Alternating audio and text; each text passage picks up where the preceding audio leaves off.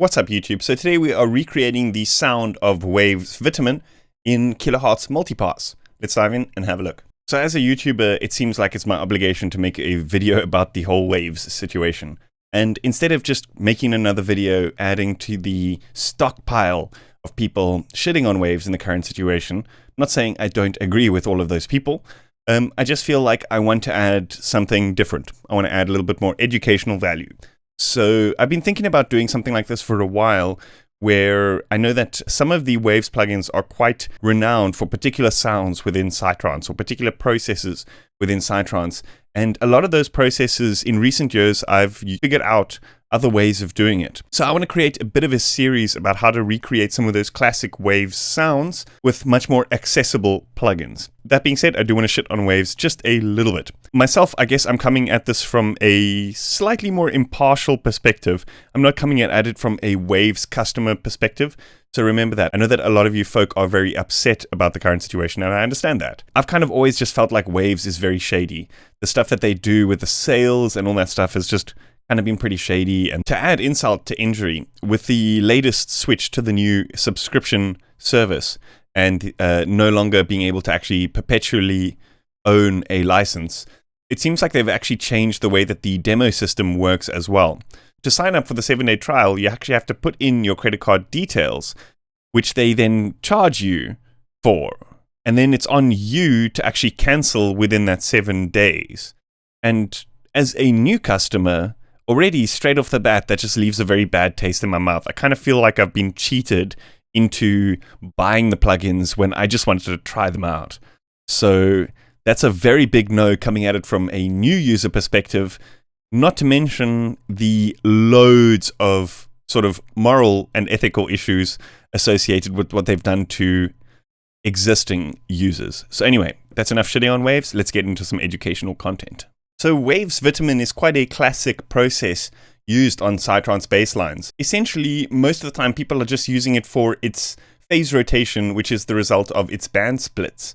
Something that I've outlined in my previous videos on bass, which you can recreate with something like Kilohearts disperser and those types of things. Today, I want to kind of try recreate it almost one for one, so that we have very similar controls, so that we can kind of change the coloration of the bass and all sorts of stuff. And I also just want to compare the user experience using both plugins. So essentially, what Vmen does is it splits your frequency bands into, I believe, 5 different bands.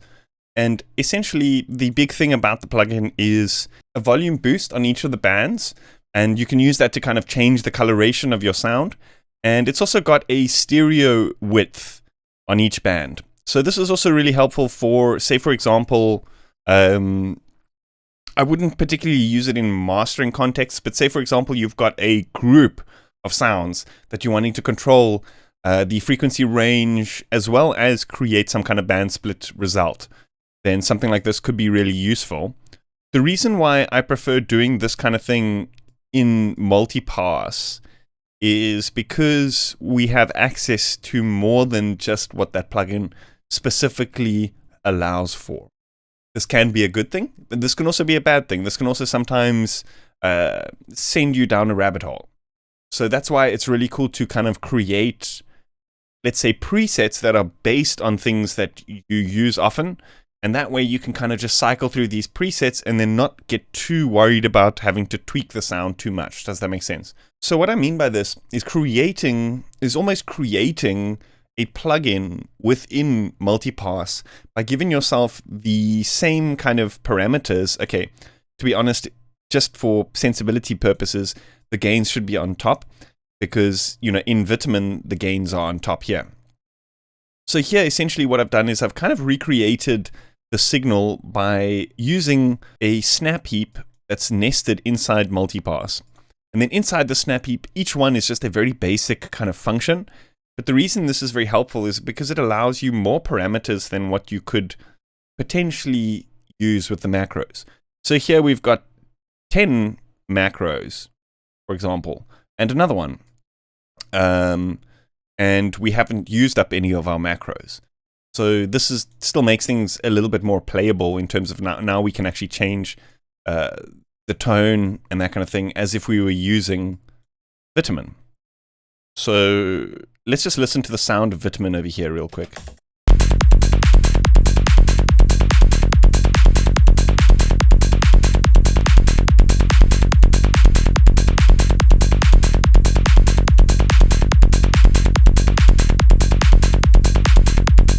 Let me compare the AB of my multipass patch and Vmen again, so we can hear the difference there.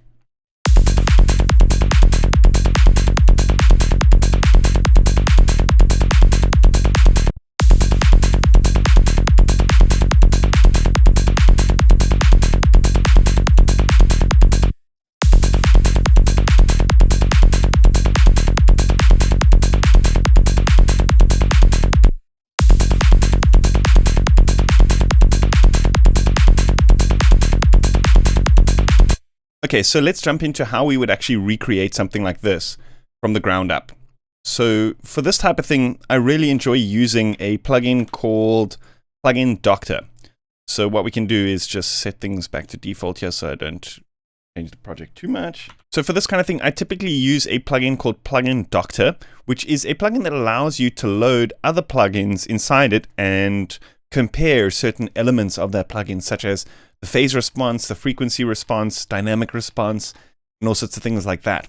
And what you can do is you can use the information that the plugin gives you back to recreate that plugin in another plugin that's maybe a little bit more modular, like multipass or snapheap. So what I want to do here is I want to load up an instance of snapheap, and then I want to load up an instance of waves.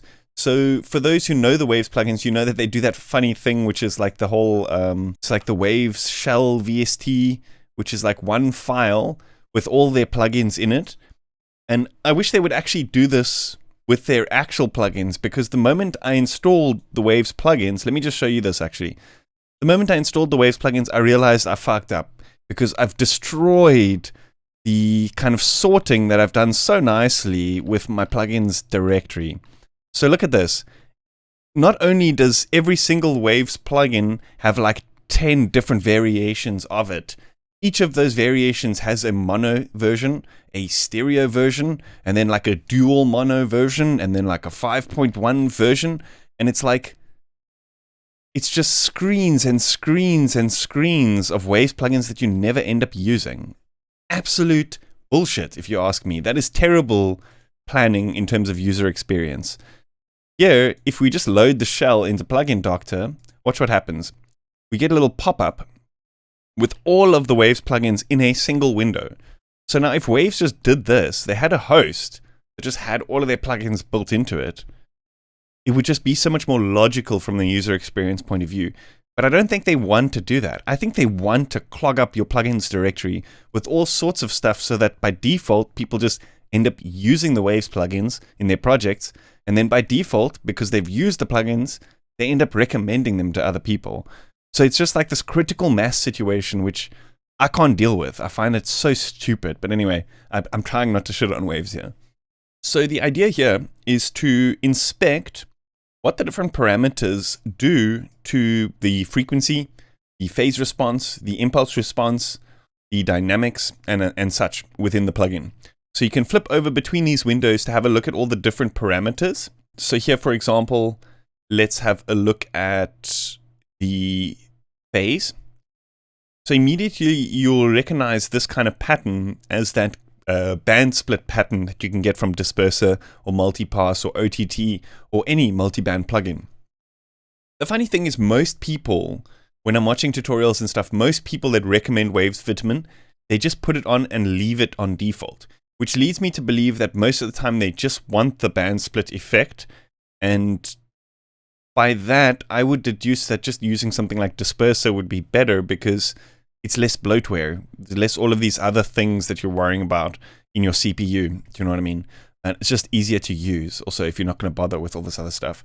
And also, you can nest it within bigger modular patches within snapheap and stuff like that. So regardless, we're getting in the weeds again.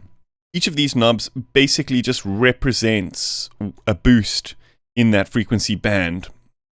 And each of these knobs over here, these represent the stereo width of that particular band. Okay, so I've actually loaded Snap Heap here by mistake, but if that's okay, what we can do is we can actually just load multipass inside Snap Heap. So it's basically as if you're just loading multipass directly onto the plugin. So here, let's open up this window and we can start tweaking here. So the trick here is to move these band splits to where you want these frequencies to be split, right? You can copy the pattern here, or we can actually just have a look at the values on the interface. So for example, a value of 90. Let's punch in the first split at 90. Let's put in a value of 500. 500. Let's put in a value of 2594.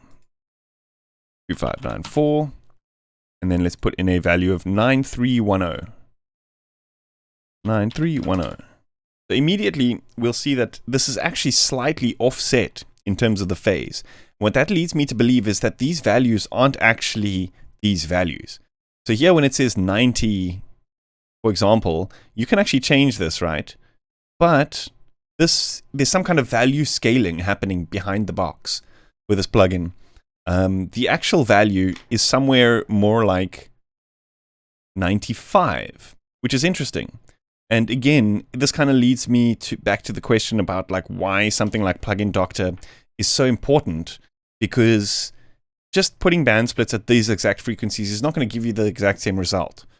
But knowing that there's some kind of difference in the scaling of those values behind the scenes, that's going to help you to use the plugin better and make better decisions in the future. The values are something more along the lines of 95.5, 601 hertz, 3.17 kilohertz, and 10 kilohertz. So on each of these, what we want to do is we either want to put in a snap heap, which we can create that macro thing that I was talking about, or we can just go the simple method. We can add a gain over here, and then just duplicate the gain for each of these. So this parameter now becomes this parameter, which is the gain for each of the bands. Let's have a look at what happens when we adjust these bands, analyze the frequency response of both of these plugins. So let's say, for example, boost the mids, right? And then here, let's say, for example, boost the mids. You'll see there's a slight difference there, right, of those bands. What we can do is we can kind of just adjust these a little bit, just to kind of get it a little bit more in shape. Or what we can do is we can actually create EQs to boost these frequencies specifically, like differently from the band splits. So if we put in something like an EQ over here, and now here with the EQ, we've got much more control over these singular bands, right? So here, for example, we can say we want this one to have slightly less Q, and then we can create a macro here to adjust this gain. So we're getting much closer to that value, that target curve. So the idea here is then to nest that inside a snap heap and create a different one for each of the band splits. And then we want to use the stereo module. And this could basically be, so I'm just going to cheese it again quickly. I'm going to put in the gains because it does sound shockingly similar, just like this. The EQ will get it closer, but this just still sounds shockingly similar. And something like this with the stereos, and we're basically there. This is Waves Vitamin. And if you just adjust the width over here, it's the same as adjusting the width over here, except here you have a little bit more control. The width can go a bit more wider and a bit more narrow in the Kilohearts plugins. That being said, still, like if you can use the macros in Snap Heap to tune that resolution down till it's exact. Okay, so the punch parameter over here, this is pretty strange because it doesn't actually work unless you're gaining any of the bands. So what this does is it basically adds a transient shaper to the bands that are being boosted. So the easiest way to do this would be to just add the transient shaper to the specific band that you need. So here, originally, in my original design, I'd actually put it on the end of the chain. I didn't realize that it was actually per band. So we can actually just go in and just drag this per band. Essentially, inside this little snap heap is a transient shaper with one knob that controls the attack and the punch. You see that? And the speed slightly. So it's like one parameter to do the punch, and it just makes the whole thing a little bit easier to understand. So that's about it. I hope you folks enjoyed that. Let me know what you think in the comments. I'm going to be uploading this preset to my Patreon for all my $5 supporters. So if you want to know what that's all about, check out the link in the description. Yeah, that's about it. I'll see you guys next time. Cheers.